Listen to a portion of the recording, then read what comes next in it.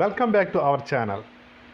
Last 2 days క్రితం ఒక post మన ఛానల్లో రిలీజ్ చేసాం. సపోర్ట్ని బట్టి చాలా థ్యాంక్స్. మీరు చాలా సపోర్ట్ చేశారు. అందుని బట్టి మీకు ప్రత్యేకమైన థ్యాంక్స్ చెప్తూ ఉన్నాను.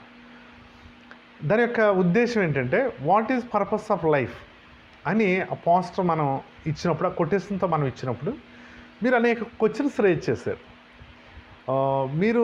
మీకున్న ఆసక్తిని బట్టి నేను ప్రత్యేకించి మీకు ధన్యవాదాలు చెప్తూ ఉన్నాను.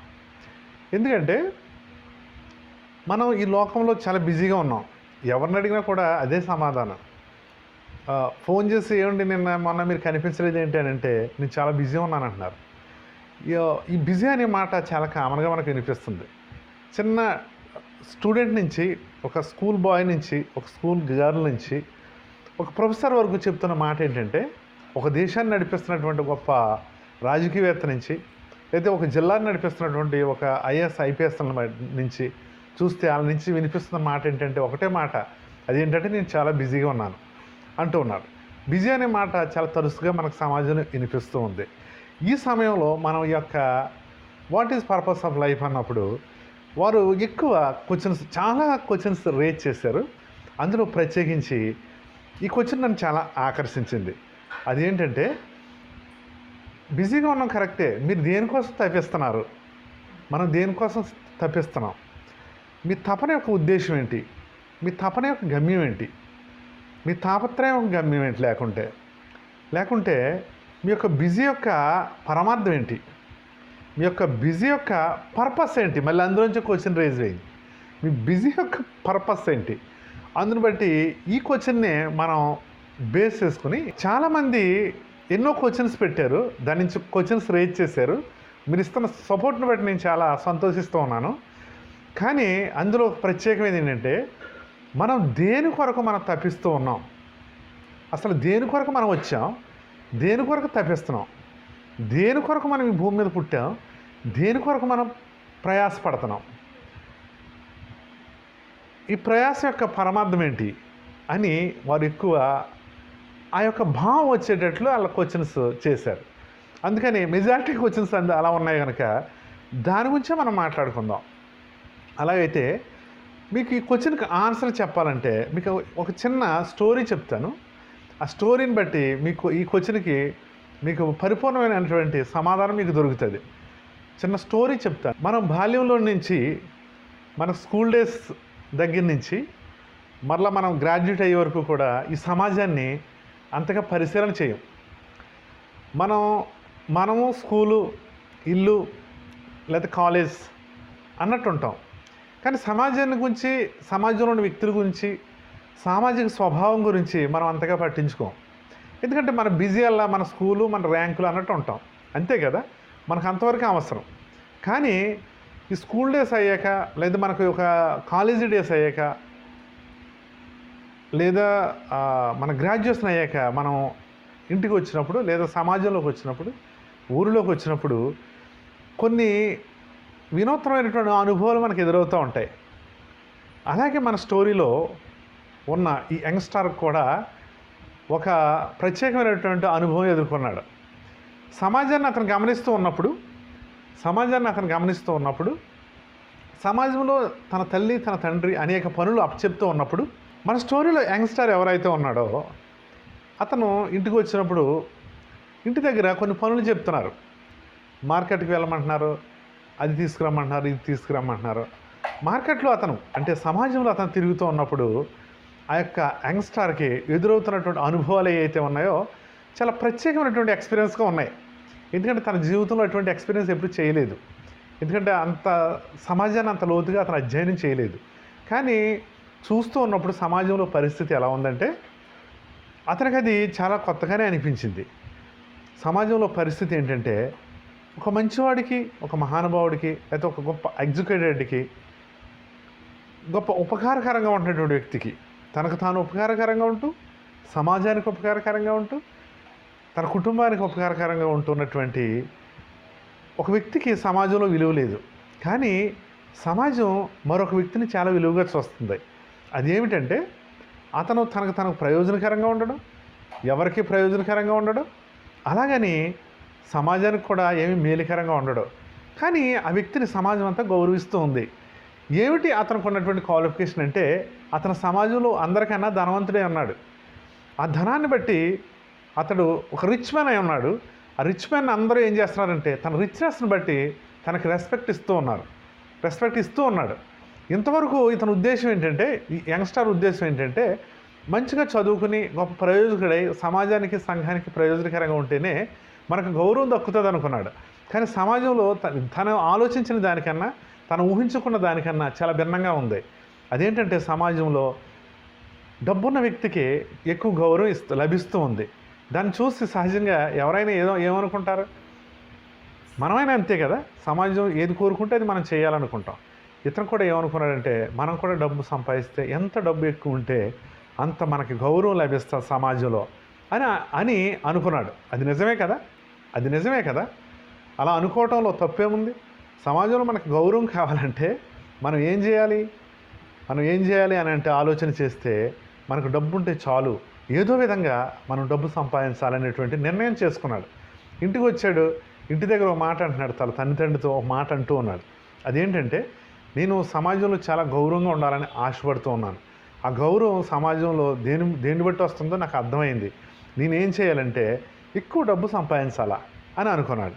సహజంగా మనం ఓల్డ్ సినిమాలు చూసేవాళ్ళం కదా, పాత సినిమాలు డబ్బులు సంపాదించాలంటే ఆ క్యారెక్టర్ ఏం చేస్తుందంటే, నేను పట్టణానికి వెళ్ళి లేకపోతే సిటీకి వెళ్ళి నేను డబ్బులు సంపాదించుకు వస్తానని తన లగేజ్ అంతా సర్దుకుని వెళ్ళటం మనం చూసేవాడు. మన కథలో కూడా అంతే. ఈ యంగ్స్టర్ కూడా ఏం చేస్తాడంటే, తనకున్న లగేజ్ని సర్దుకుని బ్యాగ్లో పెట్టుకుని బయలుదేరాడు. అలా ఉన్న ప్రదేశం ఏంటంటే, అది కొండ ప్రాంతం. ఆ కొండ ప్రాంతం అవటం వల్ల నడుచుకుంటూ, బస్సు సౌకర్యం లేదు, నడుచుకుంటూ కొంత దగ్గరలో ఉన్న సిటీకి వెళ్ళటానికి ఆయన బయలుదేరిన సమయంలో చాలా ఉత్సాహంగా నడుచుకుంటూ వెళ్తూ ఉన్నాడు. అది చాలా పర్వత ప్రాంతంగా ఉంది. అక్కడ ఆ యొక్క త్రోవ మార్గంలో ఒక వ్యక్తి ఒక చెట్టు కింద తపస్సు చేసుకుంటూ ఉన్నాడు. తపస్సు చేసుకున్నటువంటి వ్యక్తి ఇతన్ని చూసి చాలా తీక్షణంగా వెళ్ళిపోతూ ఉన్నాడు. వెళ్ళిపోతున్న వ్యక్తిని చూసి ఇతన్ని పట్టించుకోలేదు కూడా. ఈ ఋషిని కూడా పట్టించుకోలేదు. ఈ తపస్సు చేస్తున్నటువంటి వ్యక్తిని కూడా అతను పట్టించుకుంటా ముందే వెళ్ళిపోతూ ఉంటే ఆ యొక్క ఋషి ఏం చేస్తాడంటే, బాబు ఒకసారి ఎలా ఎక్కడికి వెళ్తున్నావు అడుగుతాడు. వెంటనే అతను ఆ ఋషి దగ్గరికి, ఆ జ్ఞానయుక్తమైనటువంటి ఆ వ్యక్తి దగ్గరికి వస్తాడు. వచ్చి, బాబు నువ్వేంటి చాలా సీరియస్గా వెళ్ళిపోతున్నావు, ఎక్కడికి వెళ్తున్నావు అని అడుగుతాడు. అడిగినప్పుడు అతను చాలా శ్రద్ధగా సమాధానం చెప్తాడు. ఏమంటాడంటే, నేను డబ్బులు సంపాదించాలా అంటాడు. ఎందుకు డబ్బులు అంటాడు. నేను చాలా విస్తారమైన ధనం సంపాదించాలా, చాలా ఎక్కువ డబ్బులు నేను సంపాదించాలా అని అంటాడు.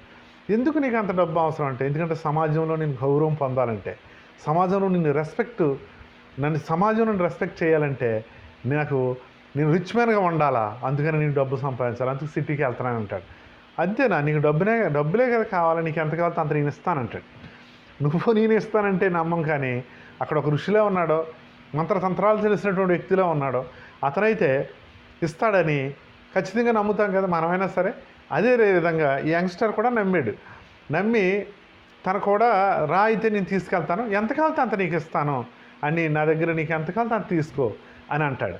అన్నప్పుడు తను కూడా తీసుకుని వెళ్తుంటే అది పర్వత ప్రాంతం అవటంలో ఆ పర్వతానికి అవతల వైపు వరకు నడిపించుకుంటూ తీసుకెళ్తూ ఉంటాడు. ఆ ఋషి ముందు నడుస్తూ ఉన్నాడు, వెనకాల ఈ యొక్క యంగ్స్టర్ నడుస్తూ ఉంటే కొంచెం లెక్క వెళ్ళాక పెద్ద గుహ ఉంది ఆ పర్వతానికి.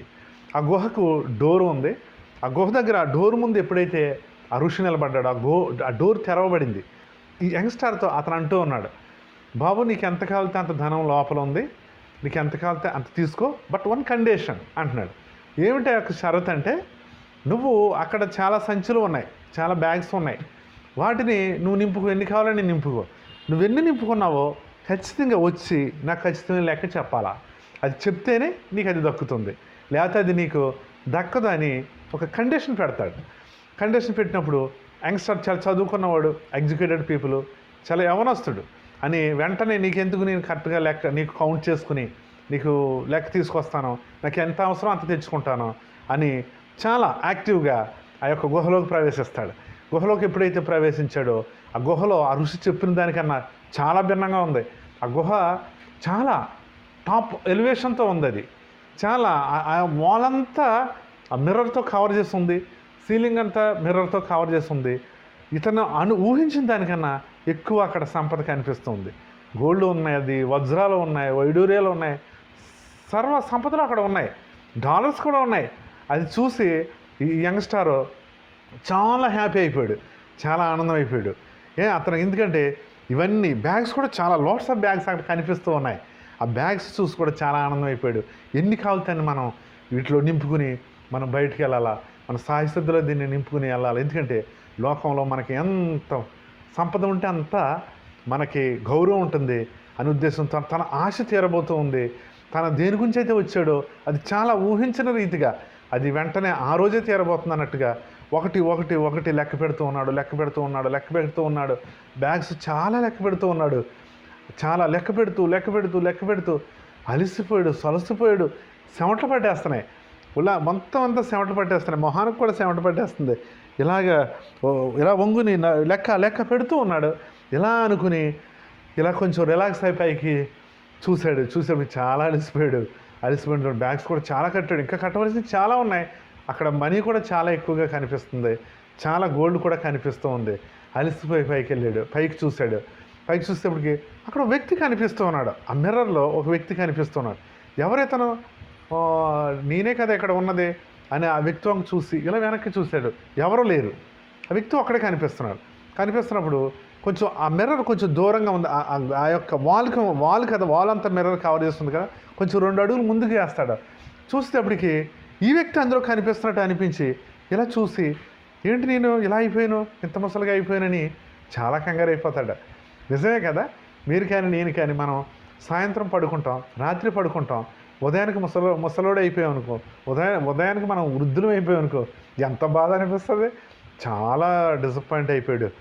ఏంటి అన్యాయం ఇలా అయిపోయానని చాలా ఫీల్ అయిపోయి వెంటనే తొందరగా నాకు ఈ యొక్క ఋషి ఏదో నన్ను మోసం చేశాడు, నన్ను మోసపుచ్చాడని అనుకుని వెంటనే ఆ బ్యాగ్స్ అన్ని అక్కడ పడవేసి వెంటనే బయటకు వస్తాడు. కూల్గా ఇతన్ని పంపించినటువంటి ఆ వ్యక్తి ఎవరైతే ఉన్నారో, ఆ ఋషి ఎవరైతే ఉన్నారో కూల్గా డోర్ దగ్గరే నుంచున్నాడు. బాబు ఎన్ని లెక్క పెట్టావు, ఎన్ని చేసావు అని చాలా కూల్గా అడుగుతుంటే ఈ వ్యక్తి అయితే వెళ్ళిన యంగ్స్టార్ అయితే చాలా కోపంగా ఉన్నాడు. ఏంటి నువ్వు ఇంత దారుణం చేసావు, నిన్ను నమ్మి నన్ను లోపలికి పంపిస్తే నన్ను ఇలాగ ముసలోడి కింద చేసేస్తావా అని చాలా కోపపడిపోతూ ఉంటాడు, చాలా రుబాబు చేస్తూ ఉంటాడు. కంగారు పడకు, ముందు చెప్పు, నువ్వు ఎన్ని బ్యాగ్స్ కట్టావో చెప్పు, ఎందుకంటే అది ఆ యొక్క నెంబర్ నువ్వు మిస్ అయితే దాన్ని నువ్వు పొందుకోలేవు అని చెప్పినప్పుడు ఆ యంగ్స్టర్ ఉండవే, నువ్వు నన్నేమో ఇలా మోసపుచ్చి మళ్ళీ డబ్బులు గిబ్బులు అంటున్నావు, ఫస్ట్ నన్ను ఇలా చేసావు, ఏంటి ఎంత దారుణం అని ఆ యొక్క ఋషి మీదకి రుబాబు చేస్తూ ఉంటే అప్పుడు ఆ ఋషి చాలా కూల్గా అంటాడు, నువ్వు నా మీద ఎలా పడుతున్నావు, నా తప్పేదో ఉన్నట్టు, నువ్వు లోపలికి వెళ్ళావు, ఇన్ని కట్టుకున్నావు, కానీ ఇన్ని కట్టావు, ఇన్ని మూటలు కట్టావు, ఇన్ని బ్యాగ్స్ కట్టావు, నువ్వు వెళ్ళింది నిన్న మొన్న కాదు కదా, నువ్వు వెళ్ళి 100 సంవత్సరాలు అయింది లోపలికి, ఇప్పుడు వస్తే నువ్వు ముసలోడికి ఏమవుతావు అన్నాడు. వెంటనే ఆ యంగ్స్టార్ స్టన్ అయిపోయాడు, బెత్తరపోయాడు. అవునా, నేను 100 సంవత్సరాలు అయిందో లోపలికి వెళ్ళి అని ఆశ్చర్యంగా అడుగుతూ ఉన్నాడు. ఈ కథను బట్టి మీకు ఏమర్థమవుతుంది? మన పరిస్థితి కూడా అంతే కదా. మన యొక్క జీవిత పరమార్థం ఏంటి? లోకంలో మనం సంపదలు సంపాదించుకుని గొప్పగా ఇంకా సంపాదిస్తే ఇంకా గౌరవం, ఇంకా సంపాదిస్తే ఇంకా రెస్పెక్ట్, ఇంకా సంపాదిస్తే ఇంకా రిచ్ అని మనం ఈ లోకంలో తప్పిస్తూ ఉన్నాం. దీన్ని బట్టి మీకు అర్థమవుతుందా? ఈ లోకం అనేటువంటి గుహలోకి మనం వచ్చాం, అంటే పుట్టాం. ఈ లోకం అనేటువంటి గుహలో నుంచి మనం ఓ రోజు వెళ్ళబోతూ ఉన్నాం. కానీ మనం ఇక్కడికి వచ్చి ఏం చేస్తూ ఉన్నాం? ఈ లోకం అనే గుహలోకి మనం వచ్చాం. ఈ యంగ్స్టార్ ఎలాగైతే ఆ గుహలోకి వెళ్ళాడో, ఈ లోకం అనే గుహలోకి మనం వచ్చి ఎందుకో తప్పిస్తున్నాం, ఎందుకో ప్రయాసపడుతూ ఉన్నాం. మీ ప్రయాస ఏంటో మీరు ఎప్పుడైనా ఆలోచన చేశారా? దయచేసి ఒకసారి ఆలోచన చేయండి. ఈ కథ మీకు గొప్ప సమాధానం అవుతుందని నేను నమ్ముతూ ఉన్నాను.